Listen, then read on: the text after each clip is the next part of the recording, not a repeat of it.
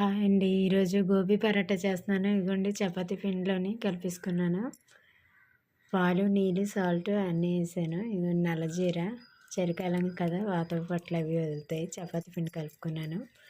గోబీ అంటే కాలీఫ్లవర్, పై పువ్వు ఉడికించి తాలింపు వేసుకున్నాను. ఇదిగోండి ఇప్పుడు చపాతీ కలిపేసి అందులో ఇది పెట్టేసి గోబీ పరాటా చేస్తాను. ఇలా చపాతీలా పాముకొని ఇదిగోండి కూర మధ్యలో వేసుకొని రౌండ్ ఫోల్డ్ చేసి మళ్ళీ ఇదిగోండి ఇలా ఫోల్డ్ చేసి ఇలా మధ్యలోకి చేసుకొని బయటికి రాకుండా కొంచెం రౌండ్గా పాముకోవాలి. ఇదిగోండి 2 పాముకున్నాను. కొంచెం దలసరిగా వస్తాయి, కొంచెం మెల్లిగా పాముకోండి. ఇదిగోండి పెనం మీద కాలుస్తున్నాను. మీకు ఒక పొడుపుగా అడుగుతున్నాను, 4 కర్రల మధ్యలో ఉండే నల్ల రాయి ఏంటో చెప్పండి. ఇలా నూనె వేసి కాల్చుకోవాలండి. ఇలా సైడ్ కూడా ఇలా రౌండ్గా కాల్చుకోవాలి.